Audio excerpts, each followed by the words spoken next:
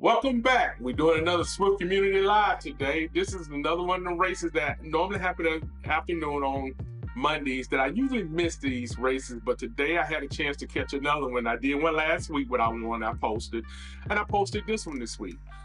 So this is the Muckle, I think it is. I'm messing up the name. I'm sorry. Forgive me for messing up the name. I'm not good at names. So first of all, let me start with this.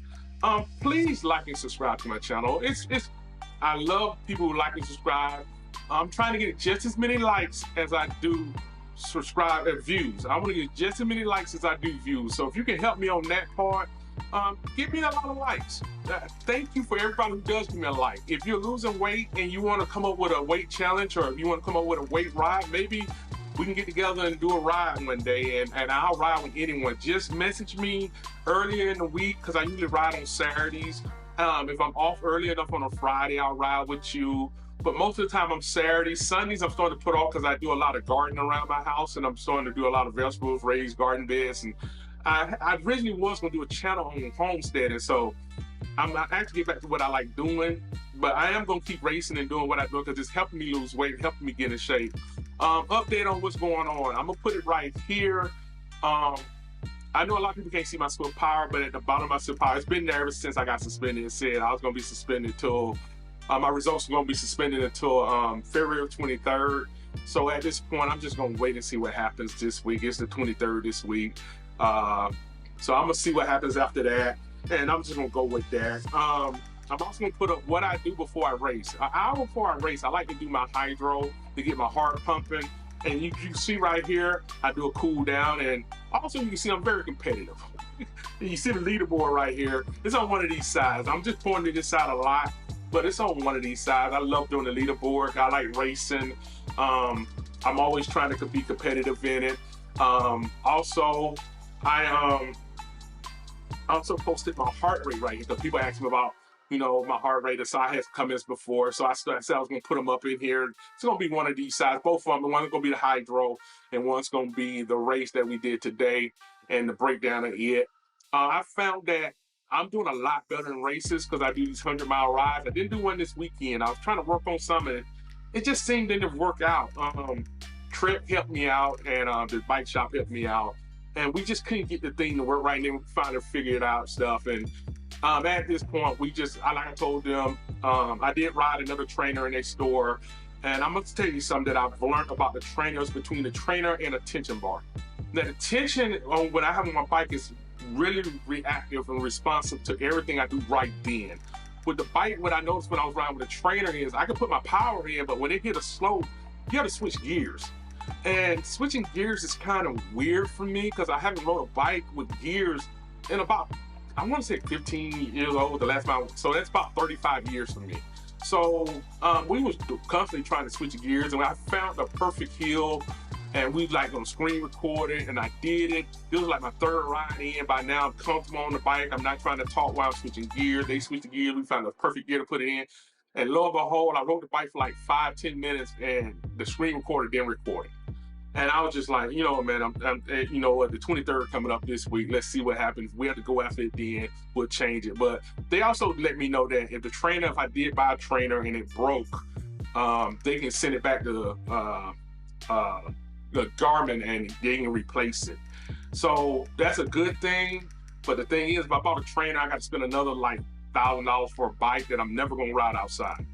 So that's the whole reason I was saying I wanted a Neo Trek bike, because I'm never gonna really ride outside, man. I'm not, and I don't have no idea of wanting to ride. I don't have no idea that I want to ride outside. I really don't. I don't have much time as it seems. That's why I have a built-in gym, because I don't have to go to a gym.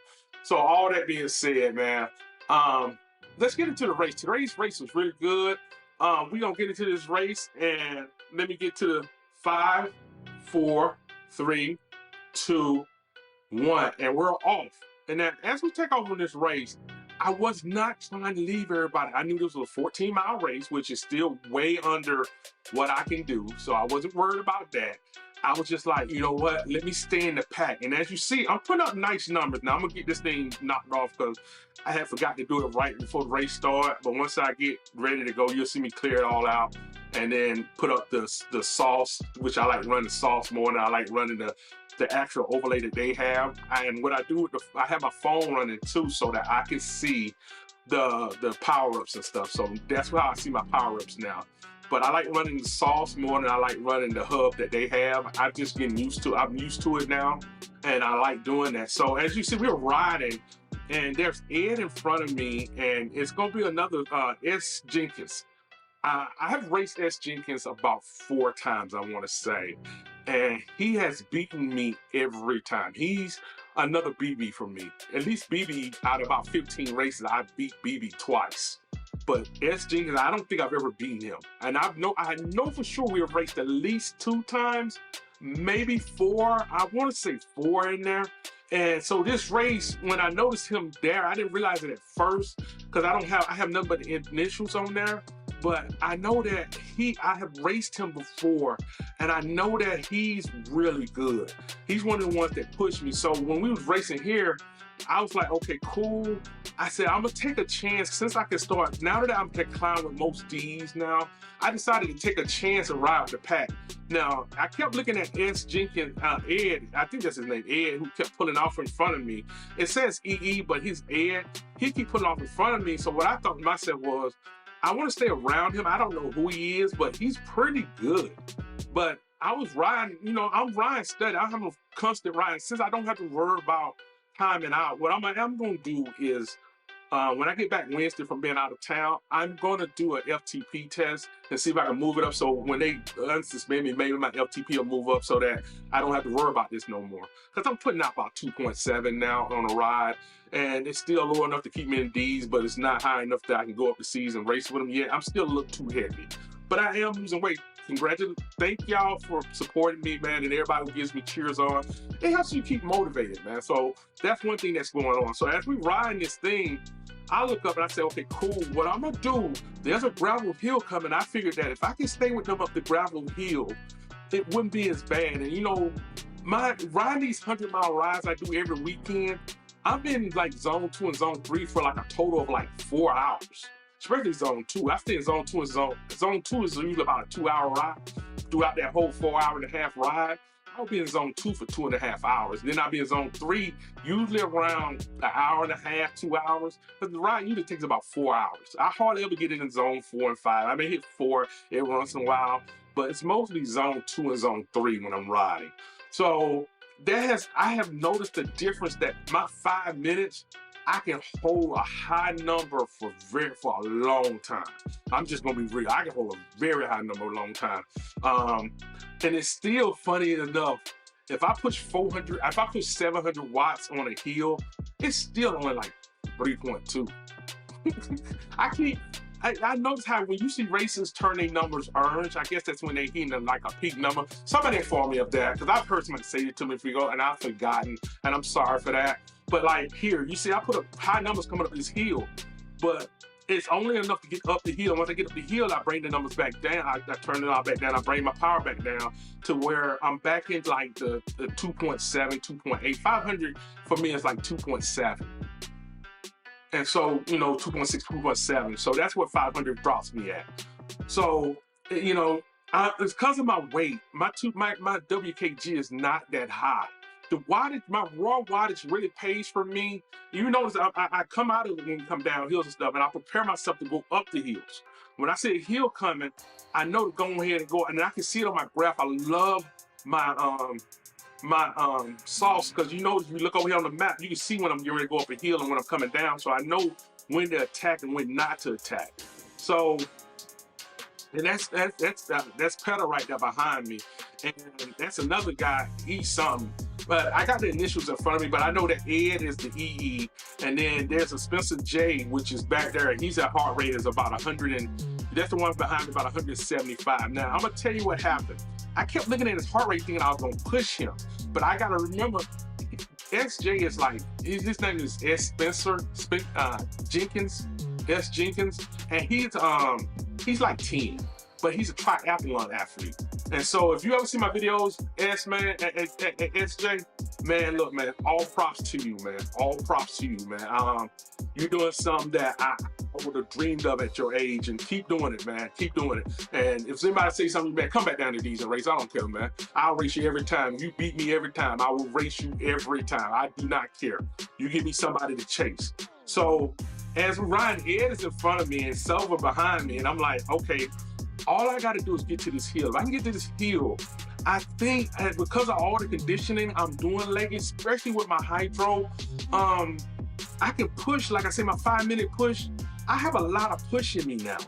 And I didn't have it at first. And that's what I did was I said, what I was going to take a risk and do is try to ride with the pack for the most part. When I feel myself getting a little over, pushing myself a little too much, I'll fall back and try to grab. But I notice a lot of people try to do that to me now. And now I'm trying to do it to them where I fall back into the pack and I kind of draft off the pack. I don't want to leave everyone. I just want to kind of sit back on the pack and draft off the back of the pack. So as we're coming, because what I want to do is rest up for this hill that's coming up. I know it's coming.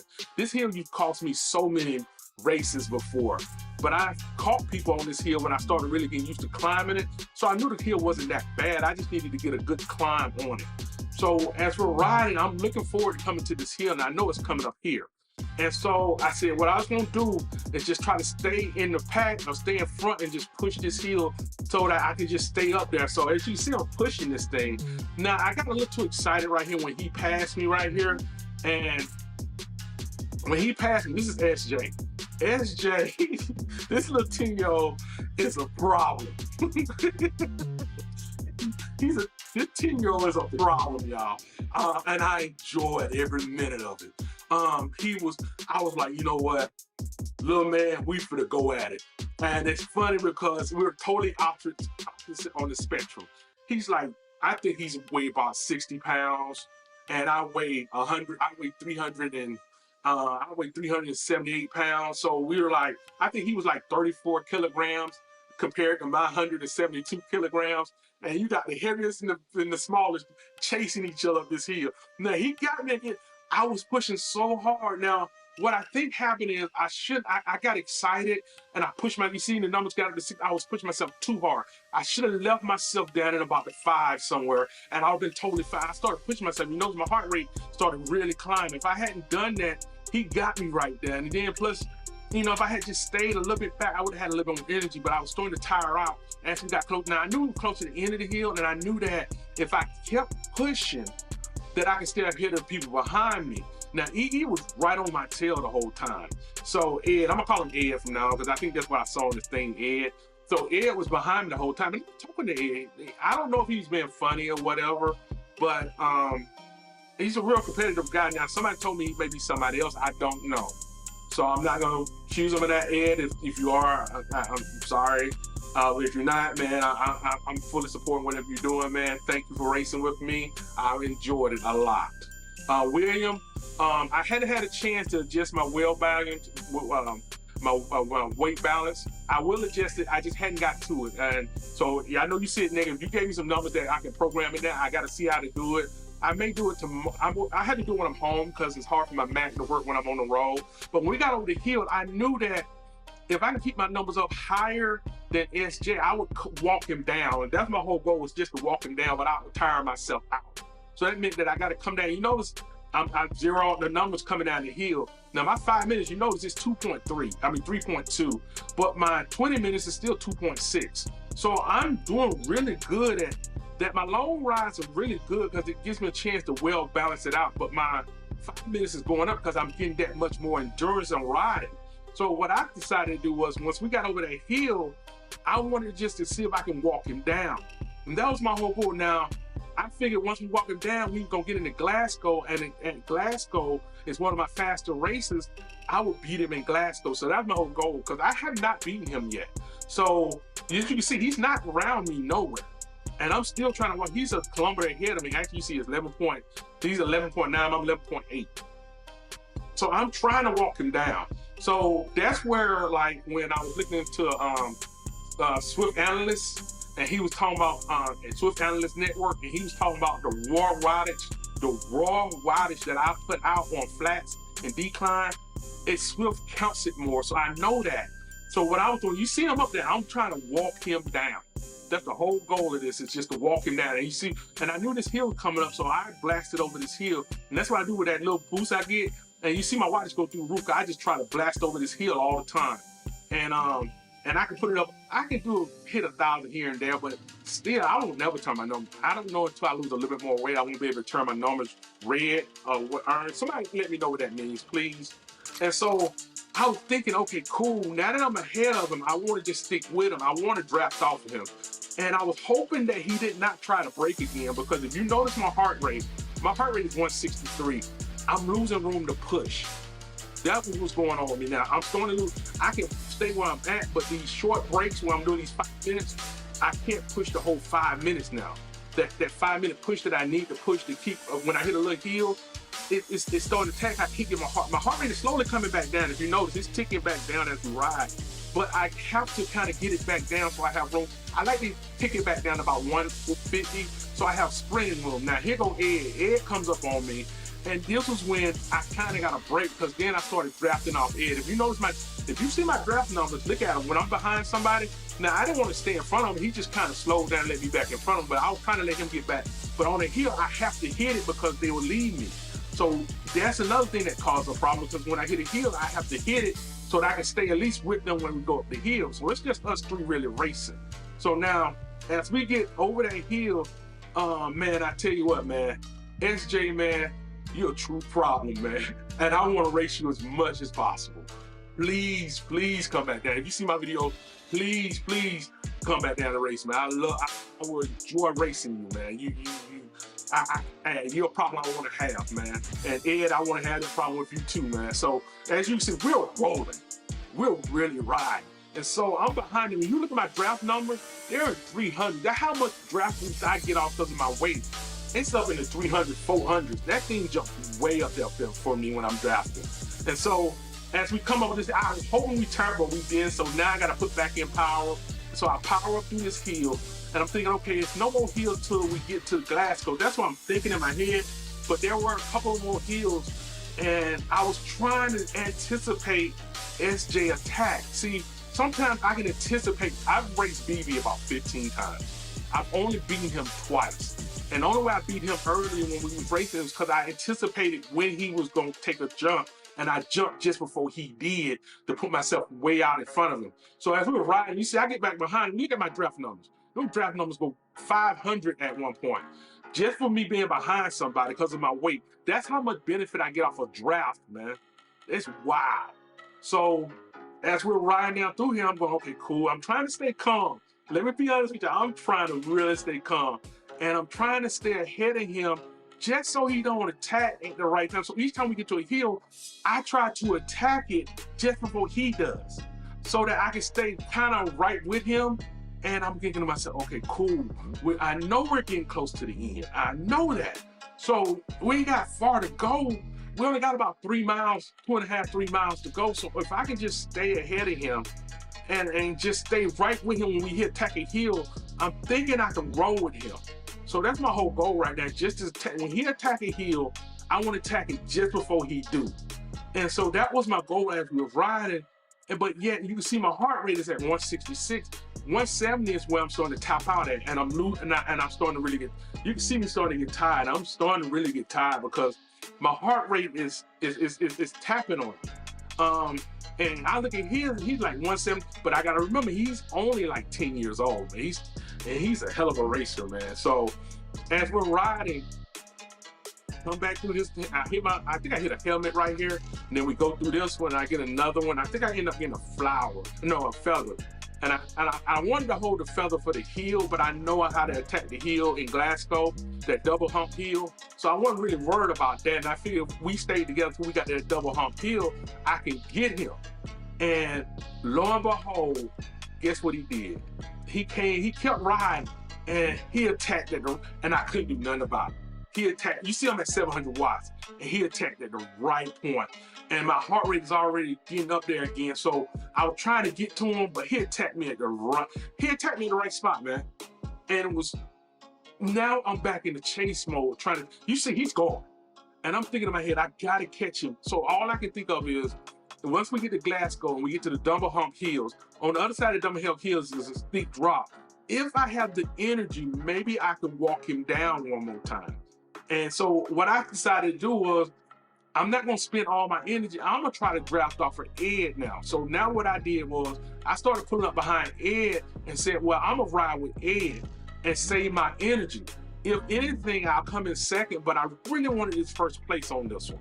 So I was trying to stay with Ed on this, and I knew we was close to Glasgow now because we only like 4.8 kilometers from the end. I can see that up on my map. You see my map is counting down, and that can let me know how far we got left to go. And it lets me know what position I'm in. So I'm looking at him and I'm going, okay, cool. I get this one right here, and I think I ain't got a helmet. Now I said I'm gonna hold on to this helmet, but what I was trying to do is stay behind him. And then when we got to the bottom of this thing, I thought, well, maybe this is downhill, which I had forgotten about. And I thought maybe if we get down this downhill, I can speed up enough and cut into his lead. If I can catch him at the bottom of the hill, when we get to Glasgow, it's a whole different race.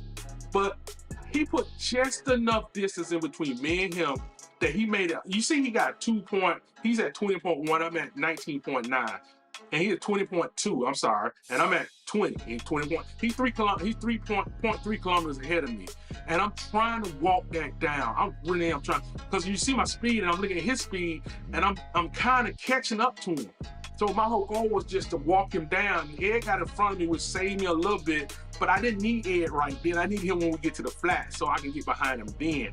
So I said, okay, cool. I looked up and I thought, okay, cool. I'm only 0.1 kilometer away from him, but it was slightly 0.1, probably 0.1.5. And I really never saw him again. So I was thinking to myself, we need to catch up to him. So I decided to sit behind Ed and just let Ed draft off of Ed and let him pull me along. But then I had to make sure I catch up to him so I can stay right on his tail and ride with him. And I'm letting him pull me along so that I can get my weight balance is starting to come back up. So I can get my breath back and my heart rate is back down in the 157s. So I know the double hill's coming up. And I know, okay, if we hit the double hills, I got to get in front of Ed on this double hill. So I had a feather. Now, there's a spot where you hit the feather on here. If anybody's riding this, you ever get a feather for this double hill. When you come around and turn up the hill, there's a black telephone pole right. Let me see. When we turn right here, there's flags, black telephone pole between the two flags. You hit it there, and that feather will last you all the way up the hill if you're doing it just right. So when we get to the top of the hill, I go, okay, I look down and I go, well, maybe I can walk down on the side of the hill. So I'm trying to keep the speed up, but my heart rate is back up to like almost 170. I'm running dry, trying to catch up to SJ. I'm really trying to catch him. But then I go, well, you know what? The only other choice I have now is that this is one of my fastest races, but if I can draft off of Ed right here throughout this little lumpy lump coming up through here, I think I can probably catch him on the sprint if we get close enough. But I kept looking over at him, and I'm thinking we're doing faster than him. And I think he was doing, I bet he has Zwift power. I bet he has the salt. Because every time I looked like I was going to catch up with him on some speed, he kind of sped up too. I was trying to walk him down. I really would. And I think if I hadn't pushed myself so much, you see my heart rate sitting at 170. I'm really tapped out.